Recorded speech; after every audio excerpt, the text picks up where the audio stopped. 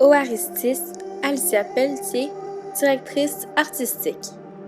Tout d'abord, dans le contexte post-production de notre court-métrage, j'ai visionné les œuvres suivantes pour bien présenter nos idées pour les costumes, coiffures, maquillage, décors et tout ce qui a trait à l'ensemble de notre vision artistique.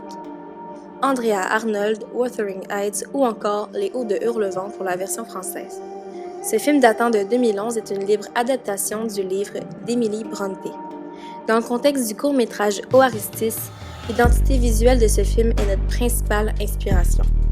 Pour les costumes, coiffures, maquillage, Les Hauts de Hurlevent respectent bien la nature de leur époque. Par contre, l'époque de ce film-là n'est pas du tout la même que notre métrage. Donc nos acteurs devront, tout comme le film d'Andrea Arnold, s'habiller en accord avec leur statut spatio-temporel.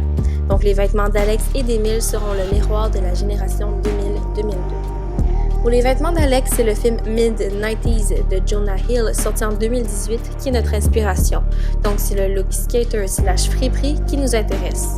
Du linge baggy, large, usé, délavé. Alex s'habille comme un étudiant en noir-et-laine. Donc, on veut les tons de bleu marin, bleu foncé, bleu jeans.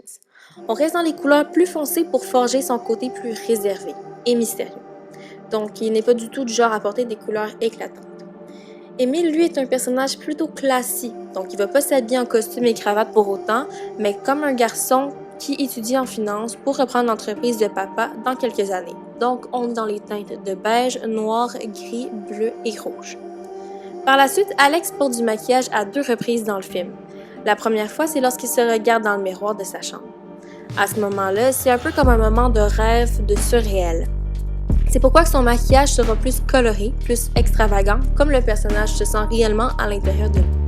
Étant moi-même habile avec mes pinceaux, je vais être en mesure de maquiller ce style-là de Nate et Jules d'Euphoria à le personnage d'Alex. Euphoria étant une série américaine dramatique créée par Sam Levinson, coproduit avec le rappeur-compositeur Drake. Donc depuis 2019, la série de HBO est reconnue pour sa coloration néon et ses maquillages avant-gardistes. Pour le personnage d'Alex, ce serait vraiment un style similaire au personnage de Jules et Nate, donc coloré, unique et hors standard. En fait, j'irais vraiment encore dans les teintes de bleu pour rappeler la palette de couleurs d'Alex, mais je rendrais vraiment le tout brillant, holographique et même avec des petites paillettes étoiles pour rappeler un peu l'état de rêve dans lequel il se trouve. À la fin du court-métrage, le personnage d'Alex porte du maquillage, mais cette fois, c'est lui-même qui se l'est mis. Donc l'effet visé est comme celui de Laurence dans Laurence Anyways de Xavier Dolan, sorti en 2012. Donc le maquillage n'est pas parfait et ses traits d'homme restent encore assez présents. Pour rappeler les traits de femme, je proposerais un rouge à lèvres rouge. Donc, on se souvient des lèvres rouges et pulpeuses de Marilyn Monroe, car elles dégagent de la féminité, de la confiance et de la passion. Et c'est vraiment qu'est-ce qu'on vise pour Alex, qui se découvre et se libère par le biais du maquillage. Et surtout, qu'est-ce qui est important, c'est que ça paraisse qu'il n'y a pas eu beaucoup de pratique avec ses pinceaux pour rendre l'expérience plus réaliste. Donc, ça va être le maquillage le plus simple entre les deux, mais le plus important surtout. Maintenant, pour ce qui est des décors, la chambre d'Alex doit être comme décrite dans le scénario. Donc, il faut un grand cahier d'Agatha Christophe couché sur le lit. La chambre doit être décorée d'un simple poster de skate placé au-dessus du lit et de quelques tas de vêtements un peu partout.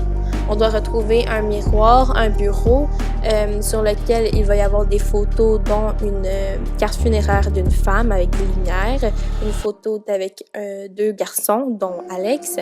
Aussi, derrière, il y a des photos de lui jeune avec un autre ami garçon. Mais en fait, ça serait sûrement Émile, de ce que j'en tire. Et puis, il y aurait une poubelle qui est remplie, plein de papiers sur le bureau. Il y aurait un garde-robe, il y aurait une fenêtre, des rideaux, etc. Par contre, pour l'instant, on n'a pas encore trouvé de lieu de tournage qui reflète l'image. Par contre, on a un plan B qui serait ma chambre, qui est blanche et vide et qui serait facile à changer avec des accessoires plus masculins et des photos. Pour l'affiche de skate, l'image que j'avais pensée pourrait être un de mes dessins que je pourrais faire, ou encore une image Pinterest peut faire la job, ou encore j'avais pensé à peut-être prendre une affiche du film Mid-90s qui serait une référence aux vêtements skater/vintage d'Alex. Pour la maison de party, nous avons déjà une maison à Sainte-Thérèse où 6-7 de nos amis habitent ensemble. Donc cette maison-là représente bien l'image de la petite maison québécoise pour faire des parties de cégep. Donc, j'ai pris un enregistrement vidéo Google View pour vous montrer la maison en question.